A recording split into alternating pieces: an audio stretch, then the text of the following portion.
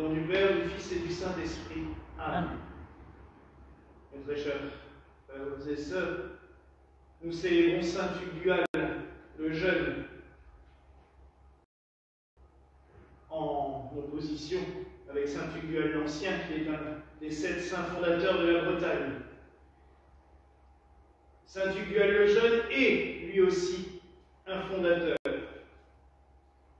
un restaurateur, un pionnier. Il écrira lui-même: il a défriché le chemin. Il n'a pas forcément retrouvé toutes les pierres de la route antique, mais les saveurs, les odeurs, les ressentis que l'on a sur ce chemin sont sans aucun doute celui des origines. Ce chemin, je parle du christianisme celtique, ce christianisme antique qui a tant et profondément marqué l'Europe. En effet, nous savons que de nombreux moines sont venus d'Irlande, d'Écosse, d'Angleterre pour évangéliser ou réévangéliser des régions entières comme notre Alsace, comme la Bretagne, comme toute la Brie, comme les Vosges, comme la vallée du Rhin, comme la Suisse et même le nord de l'Italie. Ce christianisme celtique est un christianisme qui a soif d'absolu. On ne se contente pas, j'allais dire, de demi-mesure. On s'offre à Dieu totalement et sans réserve, sans aucune limite. Et en même temps, on vit en perpétuelle communion avec la nature, avec toute la création. Saint Tugdual n'était pas, à la naissance, prédestiné à cela. Jean-Pierre Daniel, du nom civil que la République française lui a attribué, puisqu'il avait été abandonné à la naissance, a commencé sa vie bien mal, allant de foyer en famille d'accueil.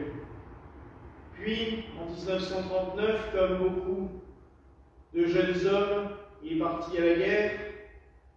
Il s'est battu ici même, au Donon, où il fut fait prisonnier avec tout son régiment. Enfermé dans un stallage en Allemagne, c'est là qu'il va commencer à étudier, car il n'est toujours pas baptisé, la théologie catholique, la théologie protestante, la théologie orthodoxe, au contact des différents chrétiens qui sont là. Revenu de captivité, il va passer un long temps à Vienne, dans un sanatorium pour se remettre, mais sa santé ne sera plus jamais ce qu'elle aurait pu être avant. Il va rentrer dans l'orthodoxie, pensant que le chemin était celui qui lui correspondait mieux. Puis il va rencontrer un prêtre, un évêque en Bretagne, à Nantes, Monseigneur Fataume, qui a été ordonné par une église catholique polonaise, qui est un homme profondément mystique. Il va étudier, il va être ordonné prêtre là-bas, il va faire son cheminement dans cette communauté jusqu'à la mort de Monseigneur Fataume. Malheureusement, Monseigneur Fataume n'avait pas prévu sa succession, non pas ecclésiastique, ça s'était fait, mais sa succession tout simplement matérielle, et sa superbe chapelle, son monastère et tout ce qu'il avait bâti a été récupéré par sa famille proche qui a déjecté la communauté religieuse et l'a vendu à des promoteurs. Un morceau, le fronton de la chapelle a été sauvé, il est dans une communauté en Bretagne. Tugdual a continué son ministère de prêtre auprès des fidèles de Nantes qui se retrouvaient à la rue. Il célébrait chez les uns, chez les autres, dans cette communauté qu'il a appelée la communauté du Bon Pasteur. Il a commencé aussi à se rendre compte qu'il avait un don de guérisseur. Et notamment, il rencontre parmi ses fidèles Rose Alain, une femme qui est en train de perdre la vue, et par sa bénédiction, la maladie s'inverse totalement et elle retrouve la vie en quelques jours. En remerciement, cette famille va lui offrir un terrain. Quand on lit les descriptions du terrain à l'époque, on se demande si c'est pas plutôt un cadeau empoisonné. Un espèce de marécage à la frontière entre la Loire-Atlantique et le Morbihan, au fond d'une forêt.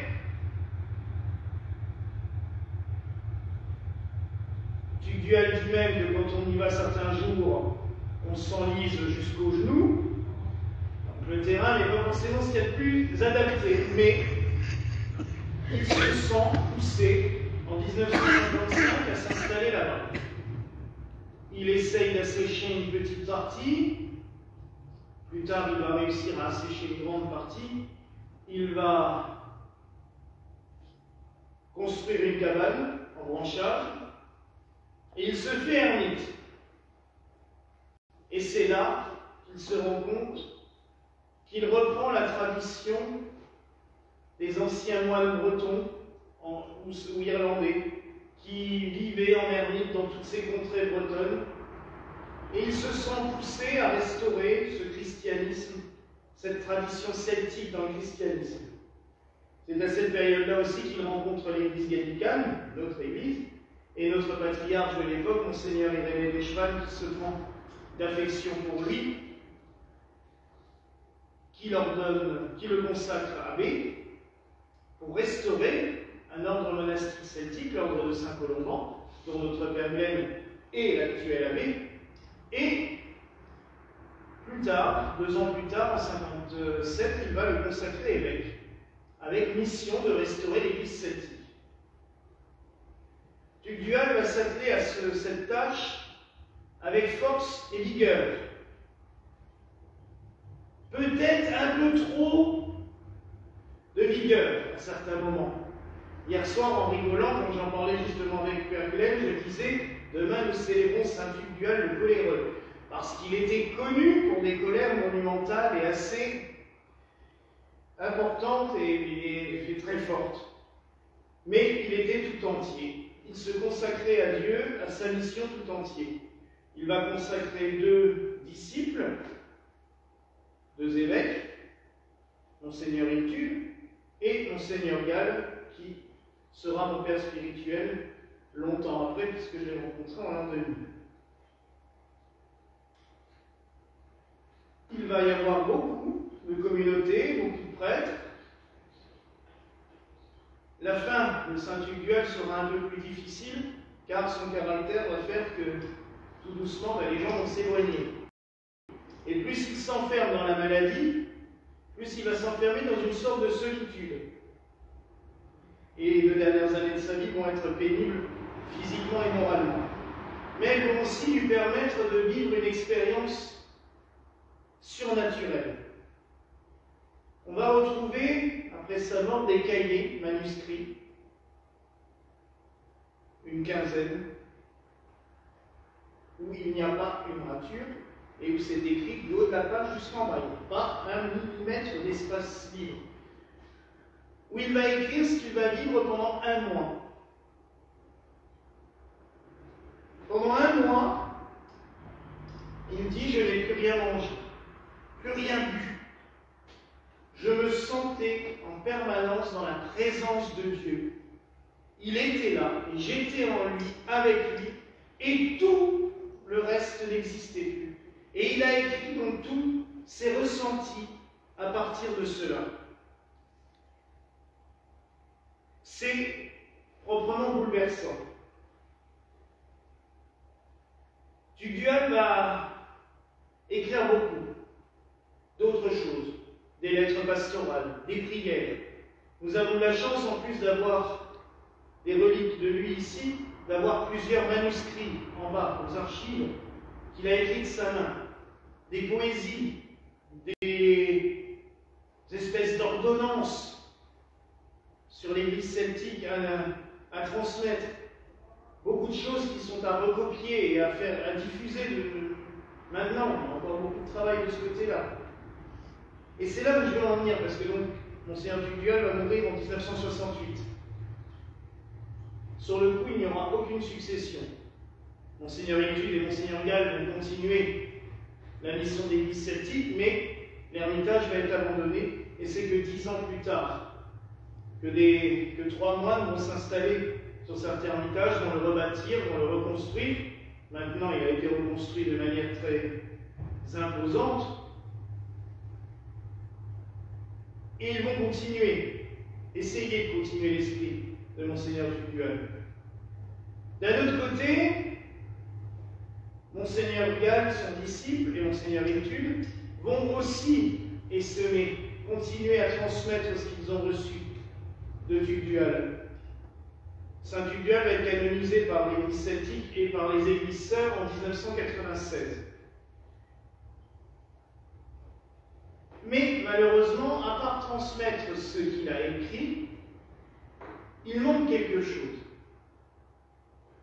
Et c'est ce que nous avons ressenti dès le début, quand le Père Gall a renoué avec l'Église gallicane en 2002. C'était pas 2000, c'était 2002. Où il nous a dit, mais il faut continuer absolument ce que Tugdual faisait.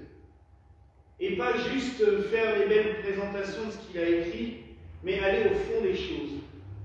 Et c'est vrai que nous possédons des reliques. Père Gall nous a transmis des habits, il y en a un qui est présenté ici, la croix pectorale de Monseigneur Tugdual, que je porte sur moi, le calice avec lequel nous célébrons cette messe, beaucoup de choses. Nous avons aussi des ossements de Monseigneur Tugdual, puisque l'abbé du monastère, Monseigneur Maël, nous en a transmis. Mais il y a une plus belle relique encore, il y a deux plus belles reliques encore, je pense, et plus importantes. Une, qui est très simple, c'est cette liturgie, cette messe que nous célébrons chaque jour. Saint Tugdual a vraiment restauré tout un esprit de la tradition celtique. La tradition celtique, c'était quelque chose de sobre, mais où tout était concentré, où on est en relation permanente avec le divin. Il avait des traditions, des fois un petit peu hors du commun, comme le fait d'avoir créé une messe assez courte, pas celle encore plus courte que ça, qu'il avait créée, et c'était drôle parce qu'il avait mis en commentaire pour prêtres pressés des temps modernes. Mais c'est vrai qu'il y a des fois, elle est bien pratique. Mais il s'astreignait aussi à une vie monastique et spirituelle totalement dingue. Père Gall nous racontait souvent qu'on pouvait être à table avec Tugdual, il faisait qu'un repas par jour parce qu'il suivait la règle de Saint-Colomban, la règle monastique, donc il mangeait en fin d'après-midi. Il rigolait avec ses invités, il rigolait lui-même beaucoup, il buvait du whisky avec eux parce que les gens savaient qu'il aimait bien ça, alors il ramenait des fois une bouteille, il buvait avec eux, il discutait, il rigolait, il faisait la fête. Et tout à coup, à la chapelle, comme on ne contestait pas trop l'autorité de Tugdual, tout le monde allait à la chapelle, et il se mettait à genoux, et il chantait, j'y même pas récité, chantait les 150 psaumes de David pendant la nuit. Et ça, on a aussi l'exemple, et j'avoue l'avoir fait une fois, je ne suis pas sûr de commencer, c'est que la petite messe brève, des fois j'en fais 9 d'affilée, pour une intention particulière, notamment pour la guérison de quelqu'un vraiment malade ou d'un mourant ou quelque chose. Quand on a voulu acheter l'église et que ça ne marchait pas, en plus du vœu que j'avais fait à Saint-Joseph, j'ai célébré ici même à cet hôtel 100 messes dans la journée. La messe dure 10 minutes à peu près, la messe brève. Un peu moins, 9 minutes. Mais je sais qu'on avait commencé à 10 h du matin, j'ai fini à 22 h le soir. Mais en fait, c'est ça l'esprit celtique. C'est qu'il faut, j'allais dire, asséner le ciel de prière. Ne jamais s'arrêter de prier. Bombarder le ciel de prière pour qu'il écoute nos intentions. Il faut y avoir aussi un peu de folie. Et Saint Tugdual était un fou de Dieu. Comme les orthodoxes le disent, un folle en Christ. Il était capable de tous les excès du moment qu'il savait que c'était bon pour les fidèles, que c'était bon pour soigner quelqu'un. Quand il a béni son puits, sa source, qu'il a trouvée à côté du monastère, il a prié toute une nuit entière les bras en croix pour demander au Seigneur que l'eau fasse des miracles. Et je peux vous dire que l'eau du puits, de l'abbaye du bois de Juel, est miraculeuse et elle fait de grandes grâces. C'est pour moi un saint qui me porte. On a une relation particulière. Alors ce jour, je pense tout particulièrement à Mère Elisabeth qui nous a quittés en octobre dernier, car elle avait une relation vraiment toute particulière dans la prière et spirituellement avec Saint Tugdual. Il lui a confié souvent, par les songes et par la prière, beaucoup de choses. Il a continué à nous guider, et c'est ce qui me fait dire que nous sommes aussi, avec d'autres, on n'est pas les seuls, mais nous sommes des héritiers de Saint Tugdual. Et ces deux reliques précieuses que je disais, c'est cette liturgie que nous célébrons. Nous sommes encore la seule communauté à célébrer la liturgie de Saint Tugdual. C'est dommage, mais c'est important parce qu'elle est forte, elle est puissante, mais c'est aussi l'esprit, cet esprit de folie, cet esprit de folie pour Dieu, d'audace. Il ne faut pas hésiter quand on sent que c'est bon pour le Seigneur. Des fois, il avait des idées qui paraissaient peut-être un peu loufoques, certains se sont moqués de lui, mais c'était tellement beau et symbolique, comme quand il avait une décision à prendre pour la direction de l'Église. Il allait s'asseoir sous un chêne, parce que c'était l'arbre symbolique de la justice chez les Celtes. C'est resté chez les rois de France aussi. Du coup, il avait un chêne dans un petit ermitage pas loin. On a pu aller prier devant ce chêne à quel point il y a. Et il allait s'installer là. C'est des petites choses un petit peu qui pourraient paraître même folkloriques, mais ça montre à quel point il avait cette confiance, cet amour pour le Seigneur, cet absolu. Et que, donc ce soir, mes frères et sœurs, demandons à Saint Tugdual de faire de nous des dignes héritiers de ce qu'il a enseigné, de son travail, de sa force, de son énergie, et aussi qu'il nous fasse toujours ressentir la sainte présence de Dieu comme lui l'a ressenti au plus profond de ce bois Juel en Bretagne. Voilà la grâce que je vous souhaite en ce soir au nom du Père, du Fils et du Saint-Esprit. Amen.